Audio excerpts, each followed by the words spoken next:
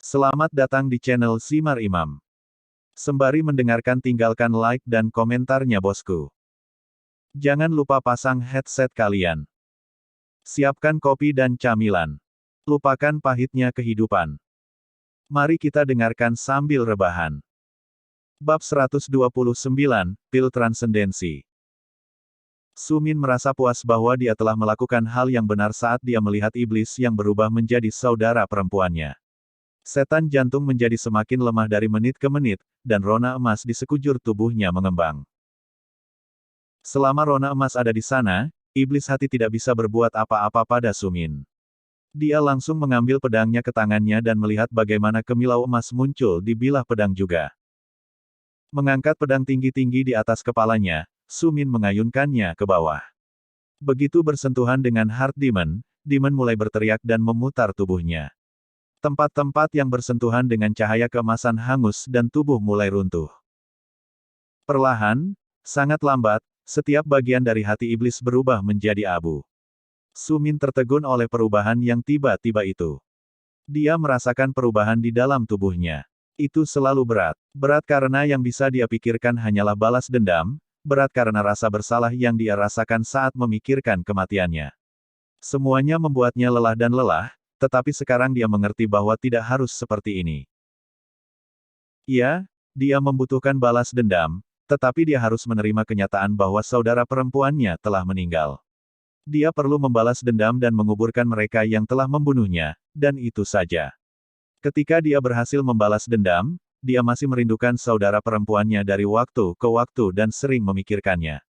Meskipun demikian, dia juga akan melanjutkan hidupnya. Dia akan menemukan Meilin dan bersama-sama mereka berdua akan memulai hidup baru. Hidup tanpa banyak pertumpahan darah, kehidupan yang penuh kebahagiaan dan kedamaian. Hati Sumin menjadi hangat, dan senyum muncul di wajahnya saat dia memikirkan tekadnya. Bahkan sekarang dia tidak sendiri. Tepat saat dia berbicara, dua bersaudara sedang menunggunya di luar pagoda darah. Kedua bersaudara ini bersedia memberikan hidup mereka untuknya, dan dia pun demikian. Semuanya mulai masuk akal bagi Sumin. Emosinya yang telah lama membeku terbuka. Dia tersenyum hangat mengungkapkan keinginan untuk hidup, kebahagiaan yang ditemukan oleh yang hidup. Perlahan Sumin membuka matanya. Saat dia melakukannya, dia menyadari bahwa dia masih berada di dalam pagoda darah. Tubuhnya kaku. Tidak ada tanda-tanda sesuatu yang terjadi padanya. Selain itu, tidak ada kilau emas juga. Segala sesuatu yang terjadi tampak seperti mimpi, tapi Sumin tahu itu nyata. Tidak kusangka kamu benar-benar berhasil. Penggabungan secara mengejutkan berseru saat Sumin membuka matanya. Sudah pasti Sumin akan gagal. Disinilah dia, hidup dan menendang, setelah mengalahkan setan batinnya. Aku berterima kasih atas semua bimbinganmu, tetua. Sumin berkata dengan serius kepada jiwa pagoda darah. Dia berdiri dan membungkuk dalam-dalam dengan tangan ditangkupkan. Meskipun Sumin memiliki bakat luar biasa, mustahil baginya untuk mencapai prestasinya saat ini jika bukan karena bantuan pagoda darah. Jangan berterima kasih padaku terlalu cepat, pagoda darah tertawa, aku masih perlu memberimu dua harta, dan harta itu aku akan memberimu harta paling luar biasa yang aku miliki. Aku tidak berencana menggunakannya untuk siapapun, tetapi Anda telah mengubah pikiran saya. Untuk membantu seorang jenius terbentuk adalah sesuatu yang saya ingin menjadi bagian darinya. Meskipun aku harus memberimu hadiah untuk mencapai peringkat prajurit bintang ke-7 terlebih dahulu, aku akan mengubah hadiahnya dan memberimu hadiah untuk mengalahkan iblis hatimu terlebih dahulu. Alasan saya melakukan ini adalah karena saya akan memberi Anda pil transendensi. Pil ini memungkinkan Anda untuk melompati peringkat secara instan dari satu peringkat ke peringkat lainnya. Konsumsilah pil ini, dan Anda akan segera menjadi prajurit bintang 8. Pil semacam ini semakin langka. Sebenarnya, itu seharusnya sudah menghilang dari dunia luar dan menjadi pil legenda. Bahkan aku, sebagai penggabungan yang telah merenggut nyawa para jenius yang tak terhitung jumlahnya dan mencuri barang-barang mereka, belum pernah melihat lebih dari satu pil ini. Dengan ingatan dari semua orang yang telah aku serap, aku belum pernah mendengarnya sebelumnya, pil yang luar biasa. Hanya untuk satu kali, saya diberikan ini sebagai hadiah utama untuk menjadi jiwa dari pagoda darah. Aku punya sedikit informasi tentang pil itu. Namun, aku tahu tidak mungkin menjadi dewa dengan mengandalkan kekuatan ini. Kesempatan terakhirmu adalah menggunakan pil itu untuk menjadi prajurit bintang 8. Jika seseorang mengambil pil di peringkat yang lebih rendah, itu mungkin akan meledakkan tubuh orang itu dengan jumlah energi yang tersembunyi di dalam pil kecil ini. Namun, karena bagaimanapun juga, karena kamu adalah peringkat yang tinggi, ada kemungkinan itu akan terjadi, tidak cukup untuk memungkinkan Anda melompat ke peringkat penuh. Selain itu, Anda baru di bintang ke-7. Jadi kemungkinan pilnya tidak akan cukup. Namun demikian, masih patut dicoba. Tetap di sini di dalam pagoda darah dan konsumsi pilnya. Aku akan memastikan bahwa tidak ada yang akan datang dan mengancammu saat kamu sedang berkultivasi. Terima kasih, Tetua, jawab Sumin dengan sopan pada penggabungan tersebut. Tepat di depannya, seberkas cahaya turun dari langit-langit. Melayang di dalam berkas cahaya ini adalah pil merah kecil yang melepaskan riak demi riak energi, radiasi yang begitu kuat bahkan mengejutkan Sumin. Mengulurkan tangannya, dia mengambil pil itu. Hanya menyentuh pil itu, dia merasakan jantungnya menegang, dan mulutnya menjadi kering. Ini akan berbahaya. Meski berpangkat tinggi, pil itu tetaplah pil legenda. Itu adalah pil yang mengandung begitu banyak energi sehingga memungkinkan seorang kultivator untuk melompati peringkat secara instan. Aku tidak bisa mundur sekarang, gumam Sumin pada dirinya sendiri. Jika saya berhasil mengkonsumsi pil ini maka saya akan dapat bersaing dengan Zong, pemimpin keluarga. Saya akan dapat membalas dendam. Tekad bersinar di mata Sumin saat dia duduk di tanah dan langsung memasukkan pil itu ke dalam mulutnya. Saat itu menyentuh lidahnya, itu mulai meleleh. Pil itu menjadi lapis demi lapis energi. Energi ini meletus seperti gunung berapi dan melepaskan energi yang kuat di tubuh Sumin, membanjiri meridiannya, memenuhi setiap organ dan sel di tubuhnya. Dia merasakan tekanan yang belum pernah dia rasakan sebelumnya. Seolah-olah tubuhnya, yang berada di peringkat bintang ke-7, tidak cukup untuk menahan semua energi yang dilepaskan dari pil. Sumin buru-buru mulai memutar energi ke seluruh tubuhnya dan menempatkannya di dantiannya. Dantian memiliki inti kecil energi murni. Inti ini tidak terlalu besar tetapi ketika energi dari pil transendensi muncul, ia mulai menunjukkan perubahan yang terlihat. Tidak hanya warna putih inti berubah menjadi lebih terang, ia hampir mulai bersinar, tetapi juga tumbuh dengan kecepatan tinggi. Meskipun tubuhnya dengan rakus menyerap energi pil, Sumin mengerti bahwa ada begitu banyak energi pada pil ini sehingga tidak mungkin dia menyerap semuanya. Beberapa di antaranya secara alami akan menghilang ke udara tipis. Namun, Sumin bertekad untuk membiarkan energi sesedikit mungkin meninggalkan tubuhnya. Dia menggertakkan giginya sebelum mengambil pedangnya. Sumin menggunakan penyerapan dari pedang untuk menyerap energi yang meninggalkan tubuhnya. Pada saat yang sama, dia memutar energi dari pil ke seluruh tubuhnya sehingga dia bisa menggabungkan gelombang energi dengan intinya. Ini adalah pengalaman paling intens yang pernah dialami Sumin sebelumnya. Karena dia menyerap energi yang sangat besar, seluruh tubuhnya merasakan sakit yang luar biasa. Rasa sakit yang terjadi di tubuhnya begitu kuat sehingga Sumin tidak bisa menahan diri untuk tidak terengah-engah, tetapi dia dengan cepat menahan diri dan fokus hanya untuk menyerap energi. Dia belum pernah memiliki kesempatan seperti itu. Dari apa yang dia pahami dengan kelangkaan pil ini, dia tidak akan pernah lagi mendapatkan kesempatan seperti itu. Ini adalah satu-satunya kesempatannya, dan dia akan menerima rasa sakit dan menyerap energinya sebaik mungkin.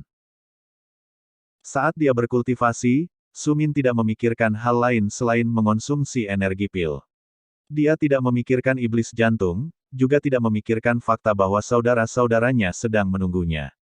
Dia bahkan tidak mempertimbangkan berapa lama waktu yang dibutuhkan untuk menghabiskan setiap ons energi terakhir dari dalam pil. Bukan karena hal-hal ini sekarang tidak berguna baginya, tetapi tubuh dan pikirannya mengerti bahwa keasyikan sekecil apapun akan menyebabkan dia gagal. Bagi Sumin, kegagalan bukanlah sebuah pilihan. Saat dia menyerap energi pil obat, gelombang energi yang dikirim dari pil perlahan menjadi semakin kecil. Rasa sakitnya semakin berkurang, pil di mulutnya juga semakin mengecil, setiap kali gelombang energi melepaskan lapisan pil terkelupas. Sumin bisa merasakan energi yang melimpah di dalam intinya. Dia masih belum mencapai bintang 8, dan dia tidak mau menyerah. Dia mendorong ke depan, menyerap baik dari pil maupun udara di sekitarnya. Dia perlahan-lahan semakin dekat ke perbatasan peringkat bintang 8. Dia bisa merasakan betapa semakin banyak energi yang terkumpul, menjadi terkompresi dan membuatnya lebih sulit untuk memasuki inti. Seolah-olah inti tidak dapat menampung lebih banyak energi yang dituangkan ke dalamnya, tetapi Su Min tidak ragu untuk terus memaksa energi masuk ke dalam inti. Saat dia melakukannya, retakan muncul di permukaan.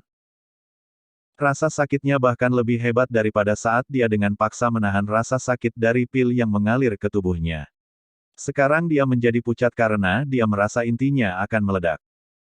Ini pertaruhan. Entah aku memaksanya untuk berkembang dan menjadi prajurit bintang 8, atau aku menghancurkannya, dan kultivasiku akan lumpuh. Semuanya atau tidak sama sekali. Keringat muncul di dahi Su Min saat dia terus menuangkan gelombang energi yang melemah ke intinya. Dia merasakan bagaimana dia menghancurkannya. Meskipun rusak, dia tidak akan membiarkannya rusak. Sebaliknya, dia terus-menerus memperbaikinya dengan menggunakan energi yang ada di dalam intinya. Dia semakin banyak menyembuhkan inti dan perlahan-lahan memperhatikan saat inti itu tumbuh. Setiap kali retakan muncul, dia akan memperbaikinya, membiarkan intinya tumbuh sedikit. Tiba-tiba intinya berguncang di dalam dantian. Saat berguncang, ia mulai dengan cepat menyerap semua esensi langit dan bumi di sekitarnya. Itu melahap semua yang ada di sekitarnya. Dia menjadi seperti lubang hitam besar, menyedot semua energi yang dia bisa. Inti, yang berada di ambang kehancuran, tidak lagi retak. Sebaliknya, itu bersinar dengan kilau seperti mutiara saat tumbuh dengan setiap ons energi yang diserapnya. Jelas, Su Min dengan penuh semangat tahu dia telah berhasil menembus jajaran prajurit bintang 8. Saya melakukannya. Dia berseru penuh semangat, aku berhasil. Aku sekarang adalah prajurit bintang 8. Sekarang aku akan membalas dendam pada keluarga Zhong. Bab 130. Selamat, penggabungan yang diberikan kepada Su Min. Dia bahkan bisa mendengar keterkejutan dalam suara saat berbicara. Tidak kusangka kamu bisa mencapai keajaiban demi keajaiban. Pertama, kamu berhasil menembus peringkat prajurit bintang ke-7 dengan cepat. Kemudian kamu berhasil mengalahkan iblis hatimu, dan sekarang kamu bahkan berhasil mengkonsumsi pil transendensi. Kurasa itu benar-benar keputusan yang tepat untuk memberimu pil ini. Penggabungan berlanjut sebelum sinar lain bersinar, satu pil terakhir muncul dalam terang. Pil ini tidak sehebat pil transendensi. Faktanya, ini bahkan bukan pil terkuat yang saya miliki, tetapi yang paling cocok untuk Anda saat ini. Itu adalah pil fondasi, pil yang membangun fondasi basis kultivasimu. Kamu baru saja mencapai peringkat prajurit bintang 8. Sekarang kultivasimu tidak stabil. Itu perlu dipadatkan. Untuk melakukannya, kamu perlu meluangkan waktu berkultivasi atau mengonsumsi pil ini. Pil itu dibuat untuk kalangan menengah, bukan untuk bintang-bintang peringkat tinggi. Seberapa besar manfaatnya bagi Anda, saya tidak tahu. Namun demikian, cobalah mengkonsumsinya, dan kita akan lihat apa yang akan terjadi. Penggabungan menjelaskan lebih dari biasanya. Su Min terkejut mendengar mutiara obat seperti itu ada. Dia dengan cepat dan penuh semangat menerima tawaran penggabungan itu. Dia langsung memasukkan pil ke mulutnya dan duduk untuk berkultivasi. Energi melayang di sekujur tubuhnya, tetapi jauh dari sekuat sebelumnya ketika dia mengonsumsi pil transendensi. Energi yang dia rasakan berbeda. Itu tidak terlalu liar, tetapi jauh lebih padat dari sebelumnya. Perlahan-lahan membangun fondasi peringkat baru Su Min. Namun seperti yang dikatakan penggabungan, itu tidak cukup untuk membangun fondasinya sepenuhnya. Beberapa hari berlalu di mana Su Min hanya duduk dan berkultivasi. Dia menyerap esensi langit dan bumi saat dia duduk bermeditasi. Segera dia tidak melakukan hal lain selain berkultivasi. Fondasinya menjadi kokoh di bawah penanaman yang konstan. Kamu sudah selesai sekarang. Aku tidak bisa melakukannya lagi untukmu. Kamu sudah menghabiskan hadiahnya, dan kamu telah melewati semua cobaanku, kata penggabungan itu. Su Min membuka matanya, ketajaman yang baru ditemukan terlihat jelas di dalamnya. Jika kamu ingin meninggalkan lembah abadi tanpa melalui portal, kamu harus berjalan melalui seluruh lembah sampai kamu mencapai luar, penggabungan terus menjelaskan.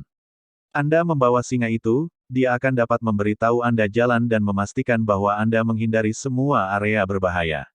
Segera pintu masuk ke pagoda Bu dibuka, dan Su Min berdiri. Dia membungkuk dalam-dalam ke ruang kosong dan berbalik untuk pergi. Saat dia pergi, Su Min terkejut saat keluar dari pagoda darah. Bagian luarnya adalah medan perang mode belanja. Tidak mungkin untuk mengatakan dengan tepat sudah berapa lama sejak Su Min memasuki pagoda darah, tetapi di luar ada banyak sekali mayat singa darah berbulu emas berserakan di tanah. Namun yang paling penting, tidak ada tanda-tanda baik Ye Ling maupun Cao Cao. Su Min merasa seluruh tubuhnya mati rasa. Dia telah meninggalkan kedua saudara laki-lakinya sendirian, dan sekarang mereka berada di suatu tempat yang tidak diketahui. Matanya mengeras, dan giginya terkatup. Dia menjelajahi seluruh medan pertempuran untuk melihat apakah ada yang selamat. Meskipun demikian, kemanapun dia melihat, yang dia lihat hanyalah binatang buas yang telah tercabik-cabik. Saat pikirannya turun ke dalam keputusasaan, dia mendengar seseorang memanggil namanya, Su Min. Kami baik-baik saja. Suara itu familiar. Simpul yang telah mengencang di dalam hati Su Min perlahan-lahan terlepas dengan sendirinya. Dia merasakan sensasi lega yang mendalam membasuh tubuhnya. Berbalik, dia melihat Cao Cao dan Ye Ling. Keduanya jauh lebih besar dari sebelumnya, tetapi tubuh mereka mengandung banyak bekas luka dan luka menganga. Apa yang terjadi? Su Min bertanya kaget dan marah pada saat bersamaan. Dia tidak marah pada Cao Cao dan Ye Ling, tapi marah pada siapapun yang menyebabkan rasa sakit ini pada mereka. Jangan khawatir tentang kami, kata Ye Ling dengan seringai bergigi. Aku adalah orang buangan dari Sekte Singa Berbulu Emas. Saat mereka datang mengunjungi pagoda darah dan melihat Cao Cao dan aku, mereka langsung menyerang. Sejak saat itu kami telah membunuh siapapun yang datang untuk kami, namun aku takut itu lebih kuat, ahli akan segera datang. Selain itu, kami telah mengkonsumsi beberapa inti binatang. Inti binatang ini telah membantu kami meningkatkan kekuatan kami secara luar biasa. Meskipun seperti ini, kami tidak cukup kuat untuk melawan yang dari peringkat ke-7 atau 8, jadi kami takut kami tidak bisa menunggumu di sini lebih lama lagi. Namun, kamu muncul di waktu yang tepat.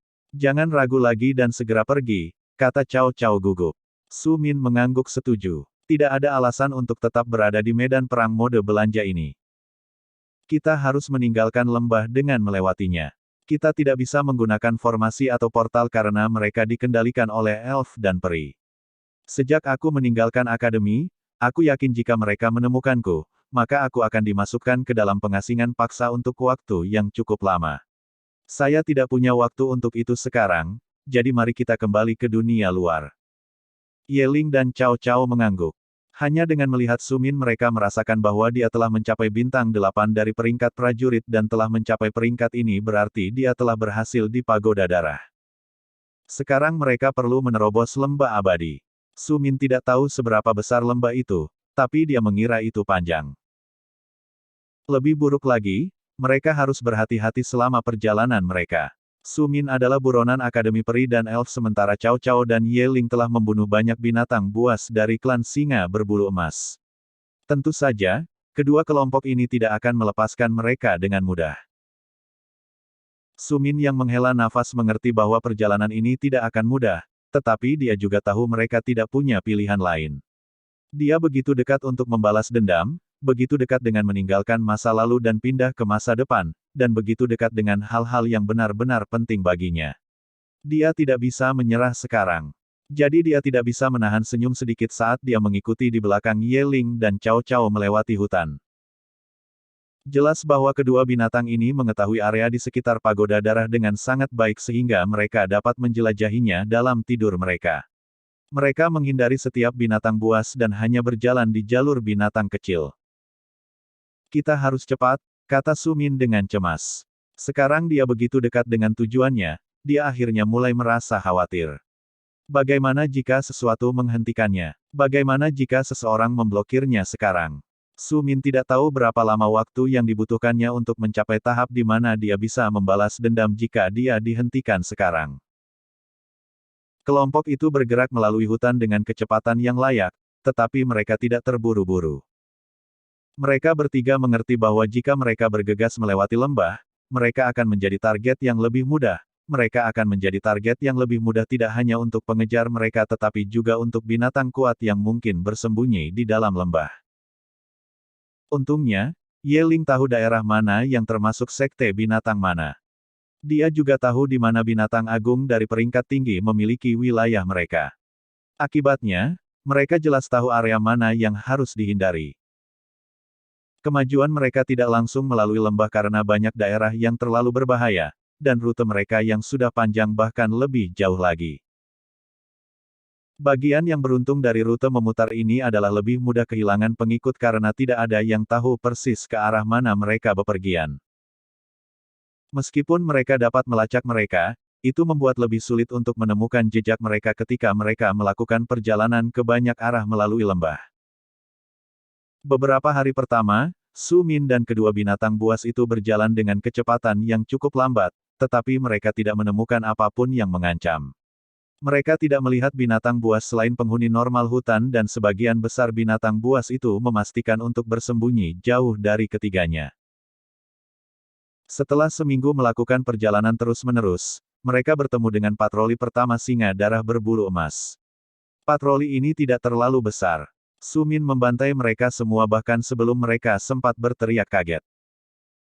Setelah membunuh singa-singa ini, Su Min dan teman-temannya mengerti bahwa mereka perlu meningkatkan kecepatan mereka sedikit lebih dari sebelumnya. Mereka mempercepat gerak maju mereka. Setelah 2 minggu perjalanan, mereka bertemu dengan 2 orang dari akademi. Mereka tidak di sini demi menemukan Su Min.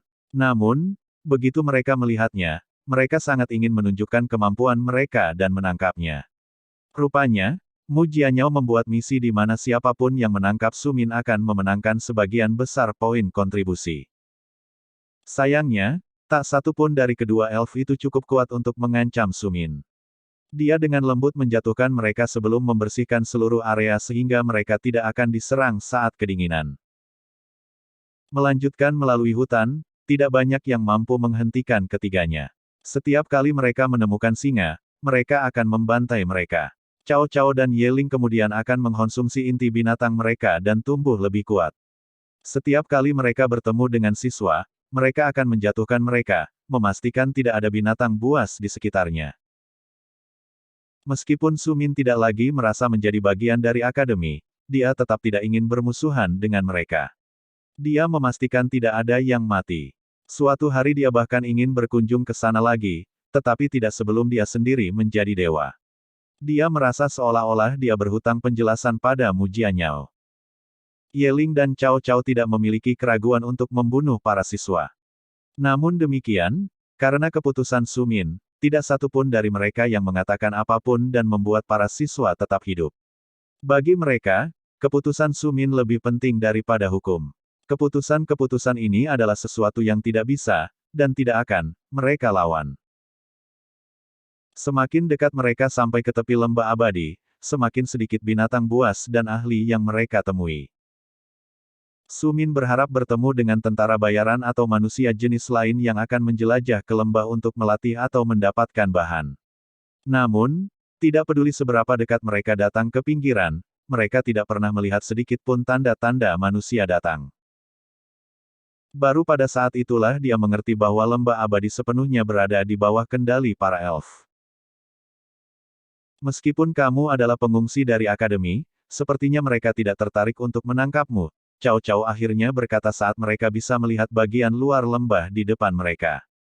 Namun, mereka menjadi bersemangat, tetapi tidak ada dari mereka yang berani percaya bahwa mereka benar-benar berhasil sebelum mereka melewati barisan pohon terakhir. Maksud kamu apa? Tanya Su Min dengan rasa ingin tahu sambil terus berlari ke depan. Cao Cao hanya menggelengkan kepalanya, kamu kuat, iya, dan kami telah menempuh rute yang rumit. Tetapi apakah kamu benar-benar percaya bahwa dewa tidak akan menyusul kami jika mereka ingin membawamu kembali? Tidak hanya mereka akan menyusul kita, tetapi mereka juga akan mampu menghabisi kita dalam waktu kurang dari 1 menit. Kamu adalah prajurit bintang 8, tetapi meskipun hanya ada 1 bintang antara kamu dan peringkat immortal, perbedaan itu sebanding dengan langit dan bumi. Akademi telah melepaskanmu. Suatu hari kamu berutang penjelasan yang bagus kepada mereka. Bersambung. Nantikan bab selanjutnya bosku.